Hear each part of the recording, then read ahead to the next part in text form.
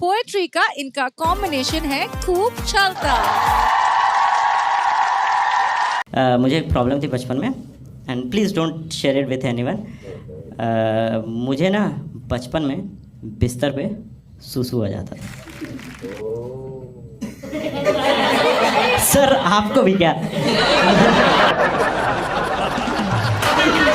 जितने अच्छे से आपने ओ बोला ना, आई फेल्ट का रिलेटेबल तो है।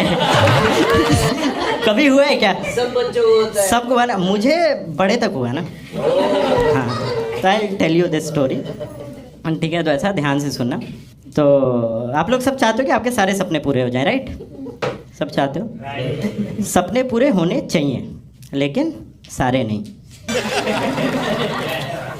क्योंकि कुछ सपनों में तुम मुद्दे भी हो। मतलब तुम इमेजिन करो, तुम मस्त सो रहे हो और तुम्हें ऐसा सपना आ रहा है कि मैं वॉशरूम में हूँ, फट से उठ जाना, गलती से भी उसका इस्तेमाल मत करना। And I am telling you this with surety, क्योंकि मैंने बहुत से सपनों को जिया है। शुरू में थोड़ा ऑकवर्ड लगा था, फिर नहीं, तू ही परफॉर्म कर ले। हाँ? तुझे भी हुआ है क्या भाई? हाँ, तुझे भी हुआ है क्या? शेयर किया इसीलिए। हाँ, इसीलिए शेयर कर दिया। अच्छा, कब तक? आज काउंसलिंग सेशन ही बना देते ना इसको। मैं जोक क्यों सुना रहा हूँ? आजा यहाँ, आजा, बैठ ले। नहीं, बट हार्ट फील, कोई नहीं। तो फिर मजा आने लगा था यार। मतलब तुम सोच रहे हो, तुम्हें ठंड की कपकपाती रातों में रजाई में से निकलना पड़ता है, मैं अपना हीटर साथ लेके सो रहा हूँ कि ठंड में गर्मा गर्म मजे। प्रिविलेज तुम देख रहे हो मेरा। तुम्हारे घर पे गेस्ट आते हैं, तुम्हें टेंशन हो जाती है कि अब सोफे पे सोना पड़ेगा। मेरे घर पे गेस्ट आते ही नहीं थे कि क्या पता ये सोफे पे भी सोता हो।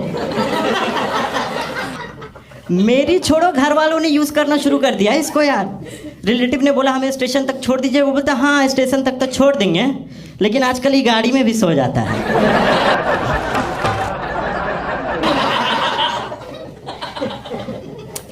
बट लाइफ में क्या होता है ना कि एक टाइम के बाद आपकी प्रिविलेज ही आपकी प्रॉब्लम बन जाती है। आस्क आर्यन खान। मेरे साथ भी वैसा ही कुछ हुआ कि जिस बिस्तर पे मैं अपना हीटर चलाता था ना, वो इतने से इतना हो गया।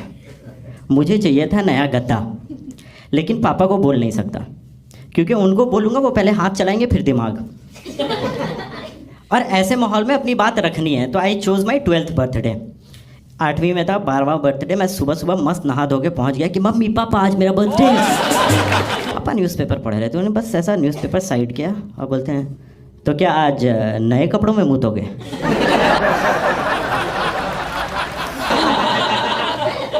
और फिर पेपर पढ़ने लगे।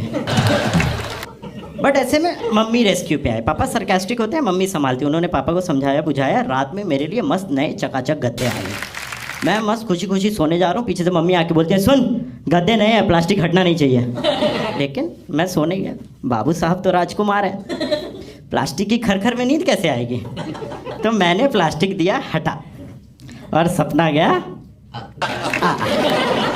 तो जहाँ से मैंने सुसु किया था ना, वहाँ से गद्दा थोड़ा नीचे चला गया। अब उस चीज़ को कवर करने के लिए मैं अलग अलग डायरेक्शन में घूम के सो रहा हूँ। तुम सोच रहे हो एक्यूरेसी मेरी कि कहाँ करना है वो पता है, कब करना है वो नहीं पता है बस।